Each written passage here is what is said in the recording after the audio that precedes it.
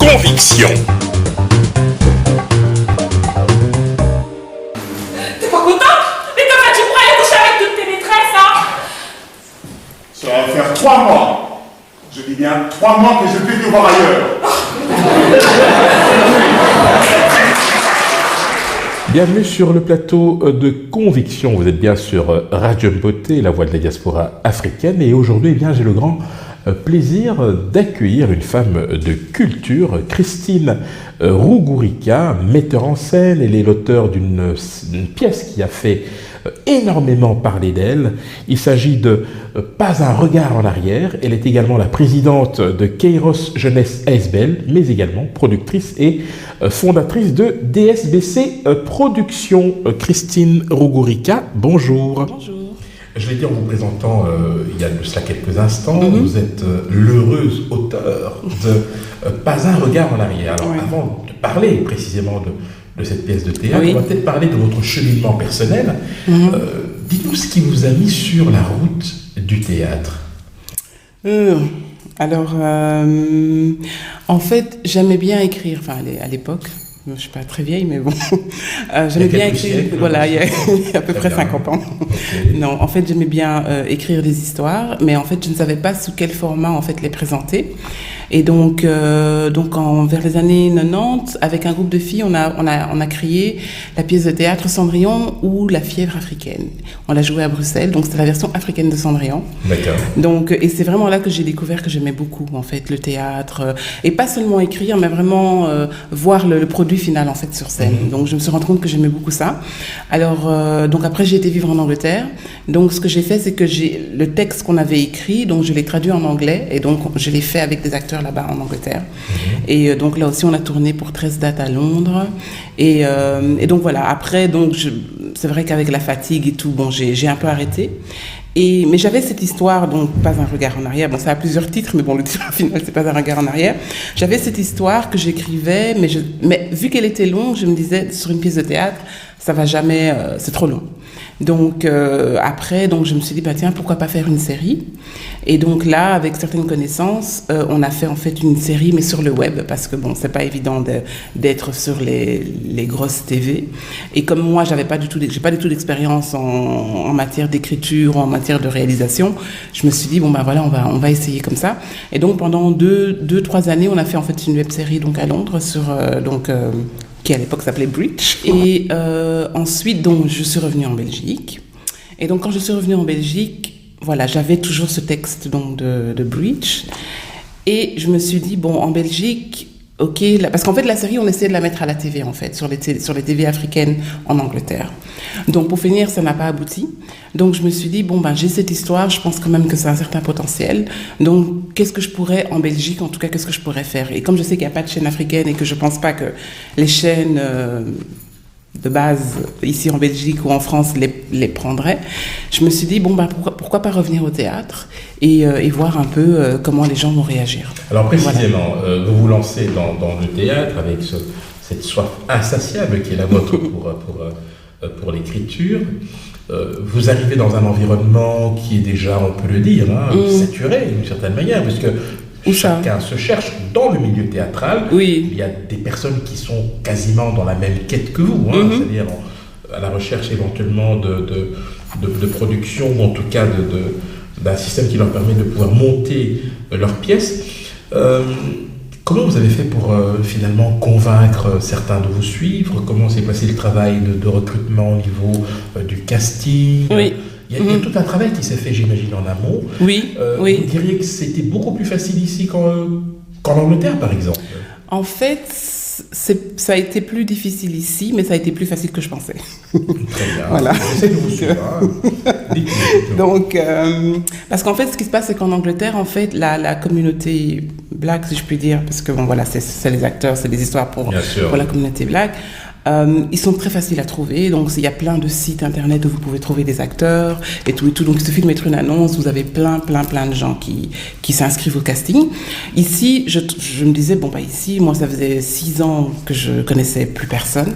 Donc je me suis dit, bon, bah je sais pas comment ce que je vais faire, mais bon, donc sur des petits flyers, je mettais casting, je demandais aux gens autour de moi, etc. Donc voilà, pour finir, on a quand même eu, on n'a pas eu grand monde, hein, on a peut-être eu, je sais pas, peut-être 14 personnes qui sont venues au casting. Et donc de là, j'ai pu choisir. Et puis bon, après il y en a une ou deux qui sont parties. Enfin bon, bref, parce qu'il y avait des personnes que j'avais choisies qui après n'ont pas préféré faire partie du projet. Donc voilà, entre temps, il y avait quand même des gens. En fait, il y avait des gens qui s'étaient inscrits au casting après la date, mais je leur avais quand même dit, écoutez, je prends quand même vos coordonnées parce qu'on ne sait jamais. Les gens, parfois, ils disent oui, puis après ils partent. Donc, je me suis dit, bon, on ne sait jamais, etc. Et donc, c'est comme ça, en fait, au fur et à mesure qu'en fait, j'ai pu constituer, en fait, l'équipe. Et il y en a aussi que j'ai vu, par exemple, sur Facebook, voilà, il y avait des mannequins, etc. Donc, je me dis, tiens, je vais... Il y avait un critère à la fois visuel, selon vous. Enfin, en fait, qu'est-ce qui était déterminant dans le choix de vos acteurs, en fait, ce qui est déterminant, quand on n'a que l'image, ce qui est déterminant, c'est le physique, mais dans le sens que quand j'écris un personnage, je m'imagine déjà le physique du personnage. Okay. Donc, par exemple, si je vois quelqu'un que je me dis, il pourrait très bien jouer ce rôle-là, je dis, tiens, je vais le contacter. Ok, mais sans savoir si cette personne a les capacités pour, quand je dis capacités, si elle est à l'aise, jouer. Voilà, donc c'est pour ça alors après que je les appelle pour venir faire un casting. On se rencontre, etc. Je leur fais lire un texte. Ça s'est passé avec 2 acteurs où j'ai dû les voir après, donc après le casting, et donc j'ai dû les voir dans un café ou quoi. Et donc on a lu le texte ensemble et tout quoi. Donc voilà. Alors venons-en à Pas un regard en arrière. Ça, je tiens à le dire à l'attention de ceux qui nous suivent. Une très belle pièce qui a fait le buzz, puisque c'est l'expression consacrée, c'est le moins que l'on puisse dire. Une pièce très contemporaine. Oui. Épouse, je dirais, les contours d'une société à la fois en crise, en proie au doute, avec des personnages vrais, authentiques, qui réellement permettent aux gens de s'identifier. Exactement. Alors, c'est une aventure extraordinaire, il faut bien le dire. Pas un regard en arrière. L'histoire ? L'aventure. Tout simplement. avec le casting, avec les personnages. Non, moi j'adore. Moi, voilà, c'est vrai qu'il y a beaucoup d'obstacles. Et un des premiers obstacles, évidemment, c'est le nerf de la guerre, l'argent. Mais je veux dire, voilà, quoi, c'est une passion. Donc vraiment, j'adore faire ça. J'adore faire ça. Et surtout quand le résultat final est bon. Parce que la première année, en 2014, c'est vrai que... Parce que la plupart des acteurs n'étaient pas des professionnels, donc il fallait leur apprendre des bases, etc. C'est quelque chose que vous avez décidé dès le départ. Vous avez fait le pari de... oui, en fait... Oui, des amateurs, en fait. Oui. De participer à cette aventure. En fait, moi, je voulais prendre tout le monde. Voilà, donc... après, c'est vrai que certains professionnels, entre guillemets, on va dire professionnels, ont un peu... Je vais pas dire snobber le projet, mais bon, c'est vrai aussi, on ne me connaît pas, donc les gens peut-être se disaient, bon, c'est quoi encore celle-là, qu'est-ce qu'elle veut faire ? Oui, voilà, aussi, puisque moi je leur ai dit, écoutez, il y a très peu de budget, je ne serais pas donné beaucoup, et tout, donc voilà, je peux comprendre que les personnes qui vivent de ça se disent, écoute, moi, je préfère pas faire partie du projet. Il y en a qui m'ont été très sympas, qui m'ont dit, écoute, moi, je pourrais pas, mais je peux appelle cette personne, peut-être cette personne le fera, etc. Donc, il y a quand même eu ce petit soutien, je dois dire, j'avoue, mais donc, en fin de compte, dans la pièce, je me suis retrouvée qu'avec une vraie professionnelle qui a cru au projet. Et voilà, et donc il y a un échange vraiment très intéressant, parce qu'alors après il y a une certaine compétition saine, si je puis dire, parce que quand quelqu'un joue bien, la personne avec qui vous jouez, elle a envie aussi de montrer, moi aussi je peux faire. Alors, après les différentes productions, et je sais qu'il y en aura encore d'autres, on aura certainement l'occasion d'en parler, quel est votre regard au fond sur le théâtre aujourd'hui, et vu plutôt sous le prisme de la diaspora africaine, subsaharienne en particulier? D'habitude, quand les gens vont au théâtre voir des pièces montées par des Africains, c'est souvent des histoires qui nous ramènent dans les sociétés traditionnelles. Oui. Là, je l'ai dit, c'est vraiment contemporain, dans la vie, avec des problèmes actuels. Est-ce qu'il y a un public pour ça? Est-ce qu'il y a une fidélisation qui est en voie de se faire?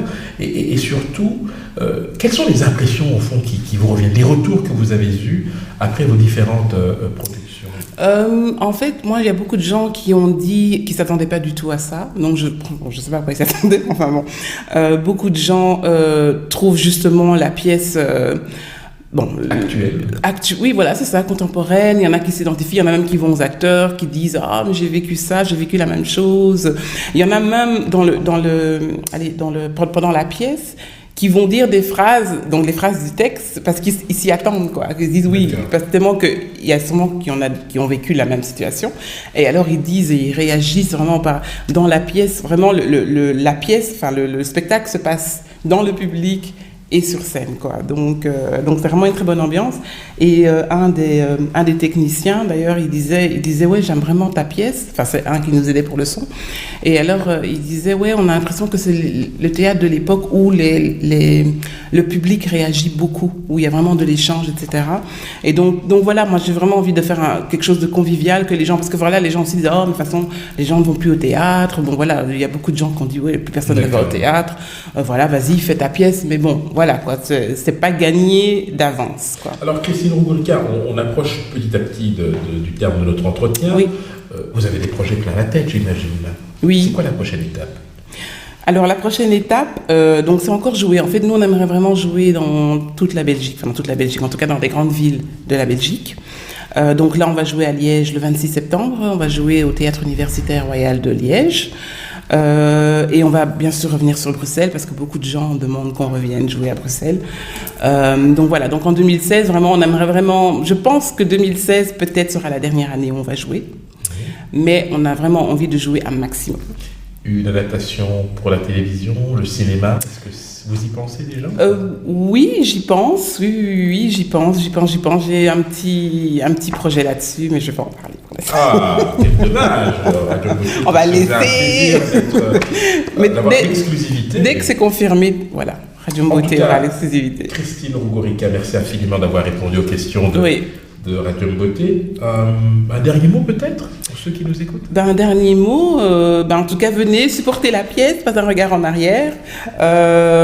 Donc voilà, nous ça nous fait vraiment plaisir quand vous venez, quand les gens sont contents, c'est le plus important, parce que c'est vrai que chaque fois qu'on fait les pièces, on est sold out, mais le plus important c'est que vraiment les gens ressortent et qu'ils sont vraiment heureux. Ça c'est vraiment c'est ce qui me touche le plus, parce qu'il y a beaucoup d'obstacles et les acteurs aussi. Je pense que chaque fois je suis là en train de les ennuyer, venez au répète, soyez parfaits, soyez ici, et ils sont là et disent ouais non c'est vrai, le travail paye, donc continuez vraiment à nous supporter, c'est le plus important.